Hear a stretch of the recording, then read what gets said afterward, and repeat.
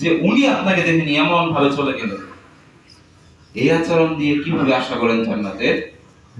সমাজের অবস্থা এমন হয়েছে আজকে, আজকে আমরা মানুষ নাকি শয়তান এমন হয়ে গিয়েছে। মানুষ আর শয়তানের ভিতরে পার্থক্য কোথায় দেখুন? আমরা এমন ভাব করি যে সে আমাদের ধর্মেরই অন্তর্ভুক্ত না, সে মানুষই না, সে মুসলমান না। আর ভাই ওখানে যদি আপনি সালামটা দিতেন, আপনার মনটা যদি নরম করে আপনি বলতেন আসসালামু আলাইকুম ভাই আব্দুর রহমান কিবা ভাই আব্দুল্লাহ কেমন আছেন, তুমি বলতো যে যাই আমি তো কথা বলি, উনি তো কথা বললো, ও যদি তার ভিতরে যদি কিছুটা ঈমান থাকে সে বুঝতে পারবে আল্লাহ তাআলা তাকে রহমত করবে। কারণ জানেন কি সালামের কত গুরুত্ব? সম্মানিত মসজিদের মুসল্লিয়ানে কারাম, মুহাম্মদ সাল্লাল্লাহু আলাইহি সাল্লাম বলেছেন, মুহাম্মদ সাল্লাল্লাহু আলাইহি সাল্লাম বলেছেন পৃথিবীর ভিতরে, দুনিয়ার ভিতরে, পৃথিবীর ভিতরে যদি কোনো এমন আমল থেকে থাকে যে আমলের মাধ্যমে একজন আরেকজনের মাঝখানে ভালোবাসার সেতু, ভালোবাসার বন্ধন সৃষ্টি হয়, ভালোবাসার সেতু সৃষ্টি হয়, ভালোবাসার বন্ধন সৃষ্টি হয়, আর সেই আমল হচ্ছে সালাম। যদি একজন ব্যক্তি আরেকজনকে সালাম দেয় আল্লাহ তাআলা তাদের দুইজনের ভিতরেই ভালোবাসা সৃষ্টি করে দেন। সুবহানাল্লাহি ওয়া বিহামদিহি। আর আজকে আমরা সালাম দেই না, সালাম উঠে গিয়েছে। সমাজে সালাম বলতে কিছু নেই, সালাম উঠে গিয়েছে। দেখা হলেই অথবা ফোনে কথা বললেই প্রথমেই হ্যালো। আমাদের সন্তান যারা রয়েছে তারা শিখতেছে হ্যালো, বাবা বলেছে আম্মু বলেছে হ্যালো, আমিও হ্যালো। হ্যালো বলে ইহুদি খ্রিস্টানরা, হ্যালো বলে খ্রিস্টানরা, হ্যালো বলে ইহুদিরা। আপনি কেন হ্যালো বলবেন? হ্যালো বললে কি কয়টা নেকি পাওয়া যাবে? হ্যাঁ, আর সালাম দিলে আসসালামু আলাইকুম ওয়া রাহমাতুল্লাহি ওয়া বারাকাতুহু, আসসালামু আলাইকুম, এই আসসালামু আলাইকুম দেওয়ার কারণে আপনার 30 নেকি হয়ে যাবে। আর তিনটা একসঙ্গে বললে তো হয়ে যাবে 90 নেকি। আর আল্লাহ সুবহানাহু ওয়া তাআলা তো বলেছেন যে আমি আল্লাহ সুবহানাহু ওয়া তাআলা মানুষের নেকি যদি থাকে 10টা, আমি তাকে 10টা থেকে আমি 700 করে দিই, 700 থেকে আমি 700 গুণে করে আমি উহুদ পাহাড়ের চাইতেও বড়, আমি কিয়ামতের দিন তার নেকিকে এমন বড় করে দিব, তার নেকি দেখে সে আশ্চর্য হয়ে যাবে। আল্লাহ তাআলা বলেছেন এটা, যার কোনো হিসাব, যার কোনো কমতি, যার কোনো সীমানা নেই, সীমানাহীন নেকি আল্লাহ সুবহানাহু ওয়া তাআলা মানুষকে দিবেন। কারণ আল্লাহ সুবহানাহু ওয়া তাআলা চান না তার বান্দা জান্নাতে যাক। সম্মানিত মুসলিদের মুসলিয়ান کرام, বলতেছিলাম সদাচরণ। সদাচরণ কত গুরুত্বপূর্ণ একটা জিনিস। জারির রাদিয়াল্লাহু তাআলা আনহু বর্ণিত, তিনি বলেন রাসূল সাল্লাল্লাহু আলাইহি ওয়াসাল্লাম বলেছেন যে যার ভিতরে সদাচরণ রয়েছে ওই মানুষ তোমাদের ভিতরে সবচেয়ে শ্রেষ্ঠ, ওই মানুষ যার ভিতরে সদাচরণ রয়েছে। অতএব আমাদের ভিতরে যদি সদাচরণ না থাকে তাহলে আমরা শ্রেষ্ঠ হতে পারবো না। সম্মানিত মুসলিয়ান کرام, অতএব আমাদের সদাচরণ করতে হবে, মানুষের সঙ্গে ভালো আচরণ করতে হবে, নম্র আচরণ করতে হবে। কেন? নম্র আচরণের আবার ফলাফল রয়েছে। নম্র আচরণ করলে আবার নেকি পাওয়া যায়। তা আবার কেমন নেকি জানেন? আনাস রাদিয়াল্লাহু তাআলা আনহু হতে বর্ণিত, আবু দারদা রাদিয়াল্লাহু তাআলা আনহু হতে বর্ণিত, তিনি বলেন রাসূল সাল্লাল্লাহু আলাইহি সাল্লাম বলেছেন কিয়ামতের দিন মিজানের পাল্লায় সবচাইতে ভারী যে জিনিসটা হবে, মিজানের পাল্লায় কিয়ামতের দিন সবচাইতে ভারী যে জিনিসটা হবে সেটি হচ্ছে সদাচরণের নেকি। সুবহানাল্লাহি ওয়া বিহামদিহি। সদাচরণ করলে কিয়ামতের দিন সবচাইতে আপনার নেকি ভারী হবে, এটা আল্লাহ তাআলার রাসূল বলেছেন। আল্লাহ তাআলার রাসূল বলা মানে আল্লাহ তাআলা স্বয়ং নিজে বলেছেন। সম্মানিত মসজিদের মুসল্লিয়ানে کرام, অতএব আমাদের সদাচরণ করতে হবে।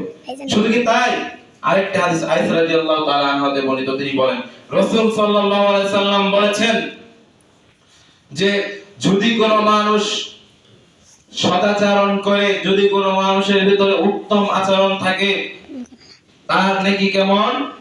একজন মানুষের ভিতরে উত্তম আচরণ থাকলে রাত্রের কিয়ামুল লাইল, দিনের নফল সিয়াম, রাত্রের কিয়ামুল লাইল, দিনের নফল সিয়াম, রাত্রের কিয়ামুল লাইল অর্থাৎ তাহাজ্জুদ সালাত আর দিনের রোজা রাখার সমান যেই নেকি হবে, দিনের নফল রোজা রাখলে যেই নেকি হবে, রাত্রে তাহাজ্জুদ সালাত পড়লে যেই নেকি হবে, একজন মানুষ যদি উত্তম আচরণ করে, একজন মানুষ যদি সদাচরণ করে, একজন মানুষের ভিতরে যদি উত্তম আচরণ করে, তাহলে তার এই কোনো কাজ করতে হবে না, তাহলে তাকে আর দিনে নফল রোজা রাখতে হবে না, রাত্রে তাহাজ্জুদ সালাতও করতে হবে না, উত্তম আচরণ থাকলেই তার এই নেকি হয়ে যাবে। সুবহানাল্লাহ।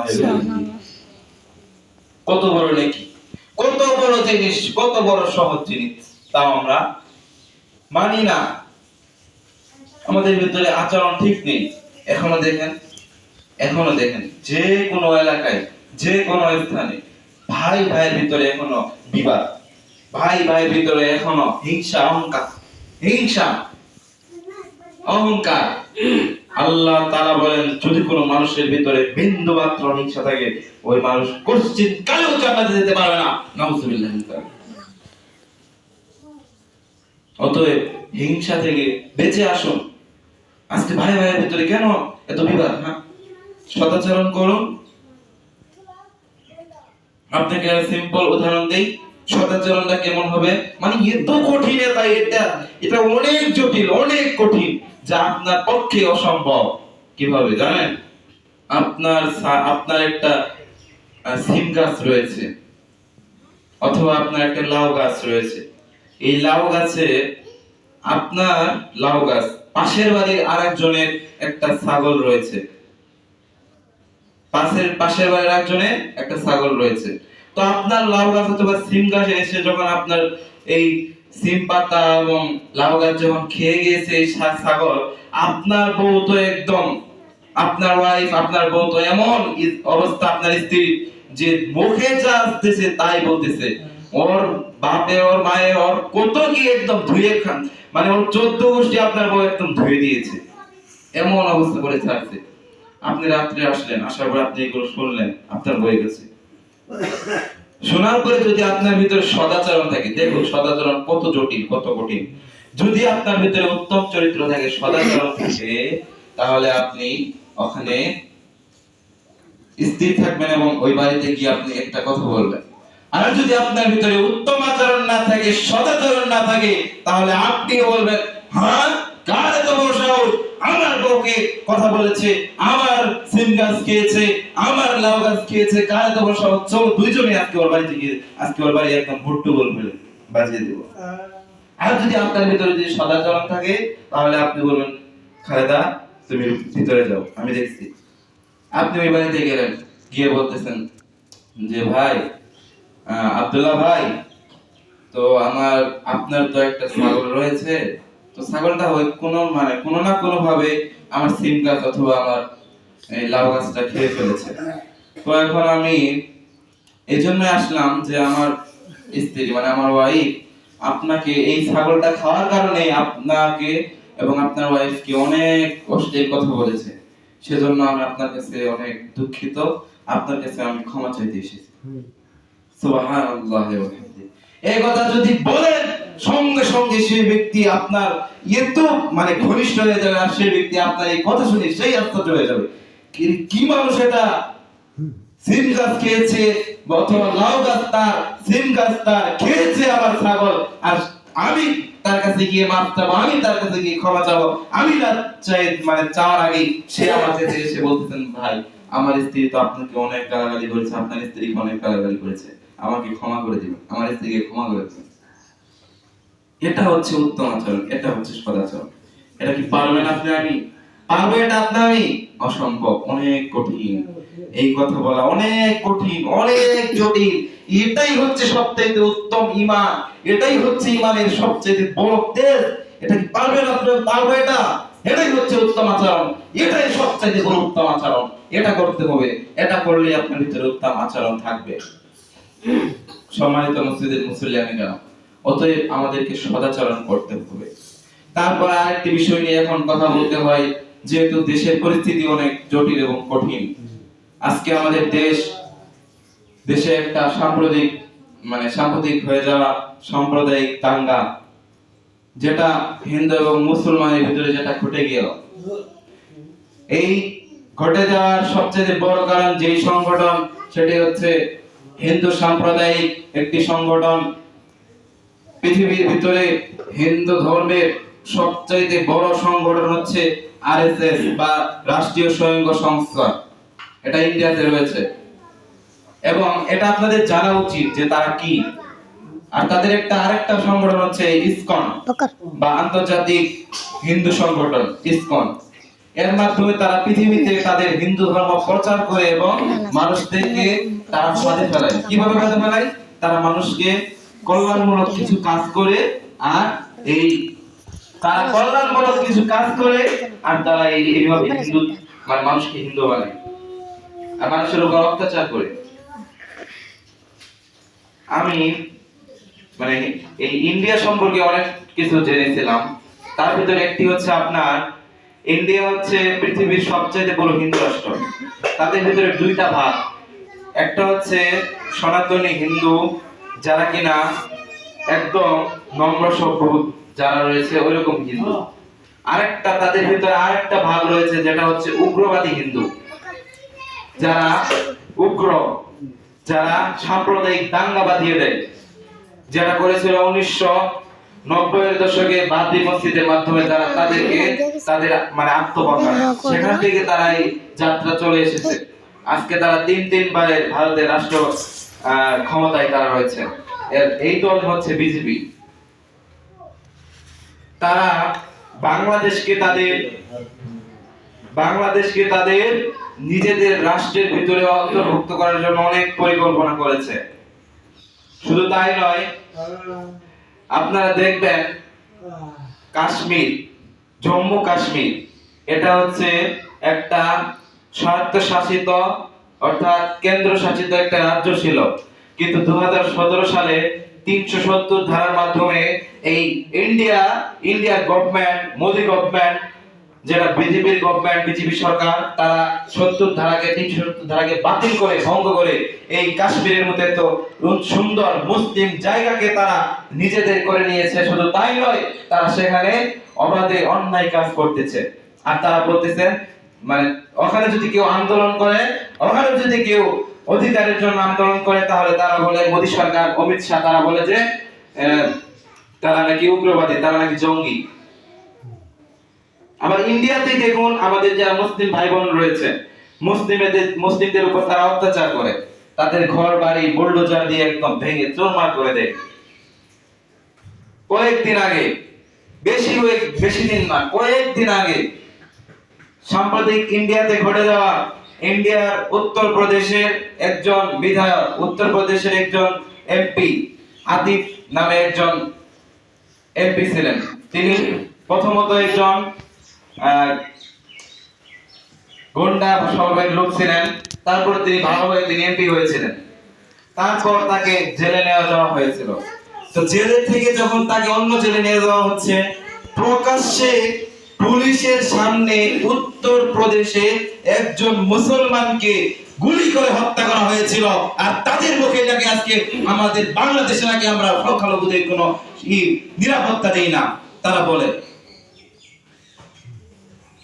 তারা আমাদের মুসলমান ভাইদেরকে কুপিয়ে জখম করেছে, আমাদের মুসলমান ভাইদেরকে আগুনে ফেলে হত্যা করেছে। শুধু তাই নয়, বাংলাদেশের মতো ইসলামিক রাষ্ট্রে, বাংলাদেশের মতো 90% ইসলামিক রাষ্ট্রেও কিছুদিন আগে আমাদের এক ভাই অ্যাডভোকেট আলিফকে তারা আদালত থেকে টেনে হিঁচড়ে তাকে হত্যা করেছে। আবার তারাই বলে, তাদের মুখে আবার মানে রাম রাম বলতে হয়, তারা নিজেরাই আবার বলতেছে যে আমরাই ভালো, আমরাই সব। তারা বলতেছে বাংলাদেশে নাকি হিন্দুদের নিরাপত্তা নেই। আরে ভাই, কিছুদিন আগেও তো আমরা মন্দির পাহারা দিয়েছি, আপনাদের মন্দিরকে আমরা পাহারা দিয়েছি। কিছুদিন আগেও তো আপনাদের দুর্গাপুজো হলো, আমরা তো আপনাদের জন্য ইলিশ পাঠিয়েছি, আরো কত কি করেছি। আর আপনারাই বলতেছেন যে আমরা নাকি বাংলাদেশের মুসলমান হিন্দুদের নিরাপত্তা দেই না। হ্যাঁ, আপনারা কি করেছেন? আমাদের ভাই বোনদেরকে, ইন্ডিয়াতে থাকা মুসলিম ভাই বোনদেরকে আপনারা হত্যা করেছেন।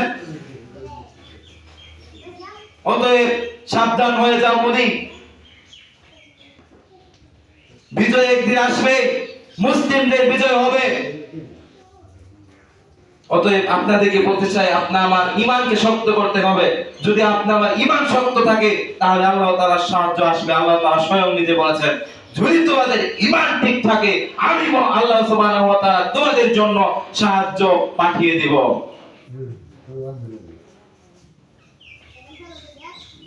আমাদের ফিলিস্তিনের ভাইদেরকে হত্যা করা হয়, আর এই ইন্ডিয়ার মতো দেশ তাদেরকে সাহায্য করে, তাদেরকে জিনিস দেয়। আবার নাকি তাদের সঙ্গে আমাদের সম্পর্ক করতে হবে। কতদিন কারো কোনো সম্পর্ক নেই। তারা আমাদের পৃথিবী, আমাদের বাংলাদেশের যদি কোনো সবচেয়ে বড় শত্রু দেশ থাকে তাহলে ইন্ডিয়া আমাদের সবচেয়ে বড় শত্রু। অতএব সাবধান হয়ে যাও মোদি, সাবধান হয়ে যাও ইন্ডিয়ার মানুষ, হিন্দুরা। আমরা আমাদের নবী সাল্লাল্লাহু আলাইহি সাল্লাম তিনি বলেননি কোন ধর্মকে আমরা অবজ্ঞা করব, কোন ধর্মকে আমরা মানে ছোট করব, এই কথা আমাদের নবী বলেননি। তিনি বলেছেন যে মুসলমানদের কাছে অন্য ধর্মের মানুষ হচ্ছে আমানত স্বরূপ।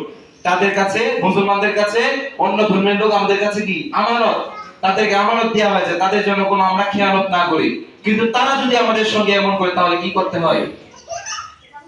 অতএব আমরা আল্লাহ তাআলার কাছে দোয়া করি, আল্লাহ তাআলা যেন আমাদের এই ছোট্ট একটি মুসলিম ভূখণ্ডকে আমরা যেন আল্লাহর নামটাকে এবং এই দেশে যেন আমরা শান্তিপূর্ণভাবে আল্লাহর নাম এবং ইবাদত করতে পারি, আল্লাহ তাআলা সেই তৌফিক দান করুন। সকলে বলি আল্লাহুম্মা আমিন। আল্লাহ তোমার গায়েবী খাজনা থেকে বাংলাদেশের উপর, এই মুসলিম রাষ্ট্রের উপর এবং পৃথিবীর যে কোনো মুসলিম রাষ্ট্রে আজকে যেখানে অত্যাচার হচ্ছে মুসলমানদের উপর, তোমার পক্ষ থেকে তোমার ফেরেশতাদের মাধ্যমে, তোমার বাহিনীর মাধ্যমে আমাদের জন্য তুমি সাহায্য পাঠিয়ে দাও। আল্লাহ, আল্লাহ আমরা তোমার কাছে সাহায্য চাই। আল্লাহ তুমি আমাদের দয়া করো। সকলে বলি আল্লাহুম্মা আমিন। আজকে আমরা যে বিষয়টি নিয়ে শুনলাম খুতবার ভিতরে সদাচরণ, আল্লাহ তাআলা যেন আমাদেরকে এর পরিপূর্ণভাবে আমল করার তৌফিক দান করেন। সকলে বলি আল্লাহুম্মা আমিন। আমাদের ভিতরে যারা অসুস্থ রয়েছে আল্লাহ তাআলা তাদের সুস্থ করে দিক। সকলে বলি আল্লাহুম্মা আমিন। আমাদের ভিতরে যারা অসচ্ছল রয়েছে আল্লাহ তাআলা তাদের সচ্ছল করে দিক। সকলে বলি আল্লাহুম্মা আমিন।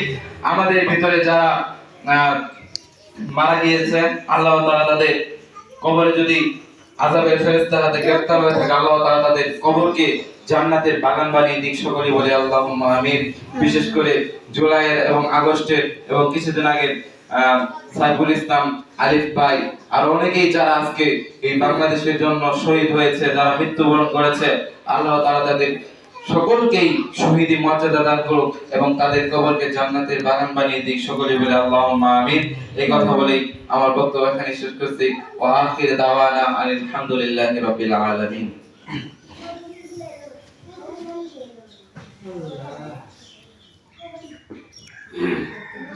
আলহামদুলিল্লাহ আলহামদুলিল্লাহি নাহমাদুহু ওয়া নাস্তাঈনুহু ওয়া নাস্তাগফিরুহু ওয়া নু'মিনু বিহি ওয়া নাতাওয়াক্কালু আলাইহি ওয়া নাউযু বিল্লাহি মিন শুরুরি আনফুসিনা ওয়া মিন সাইয়্যাতি আমালিনা মান ইয়াহদিহিল্লাহু ফালা মুদিল্লা লাহু ওয়া মান ইউদ্লিলহু ফালা হাদিয়া লাহু ওয়া আশহাদু আল লা ইলাহা ইল্লাল্লাহু ওয়া আশহাদু আন্না মুহাম্মাদান আবদুহু ওয়া রাসূলুহু। اللهم صل على محمد وعلى آل محمد كما صليت على إبراهيم وعلى آل إبراهيم إنك حميد مجيد. اللهم بارك على محمد وعلى آل محمد كما باركت على إبراهيم وعلى آل إبراهيم إنك حميد مجيد. أذهب الباس رب الناس واشف أنت الشافي لا شفاء إلا شفاؤك شفاء لا يغادر سقما. ربنا ظلمنا أنفسنا وإن لم تغفر لنا وترحمنا لنكونن من الخاسرين. ربنا آتنا في الدنيا حسنة وفي الآخرة حسنة وقنا عذاب النار. عباد الله رحمكم الله إن الله يأمر بالعدل والإحسان وإيتاء ذي القربى وينهى عن الفحشاء والمنكر والبغي يعظكم لعلكم تذكرون. فاذكروني أذكركم واشكروا لي ولا تكفرون. ذلك